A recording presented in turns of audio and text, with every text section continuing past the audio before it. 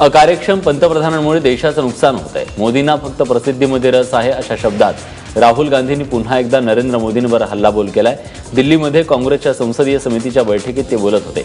काँग्रेसचे अध्यक्ष सोनिया गांधी यांची प्रकृती ठीक नसल्याने त्यांच्या अनुपस्थितीत राहुल गांधी पक्षाचे धुरा सांभाळतायत। संसदेत पक्षाची रणनीती काय असावी या संदर्भात या बैठकीत चर्चा झाली। काँग्रेसचे नवे अध्यक्ष म्हणून राहुल गांधींच्या नावाची घोषणा होईल अशी राजकीय गोटात चर्चा आहे।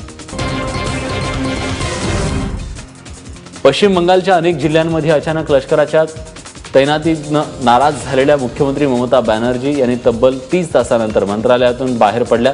पश्चिम बंगालच्या अनेक जिल्ह्यांमध्ये टोलनाक्यांवर अचानक लष्कर तैनात करणं हा लष्कराकडून सत्तापालटाचा प्रयत्न असल्याचा आरोप ममता बॅनर्जी यांनी केला। त्याविरोधात कायदेशीर लढाई लढणार असल्याचं त्यांनी सांगितलं।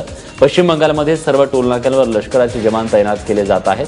त्याची माहिती राज्य सरकारला दिली असल्याचा दावा लष्कराने केलाय। त्या संदर्भातील पत्रही लष्कराने प्रसिद्ध केलंय।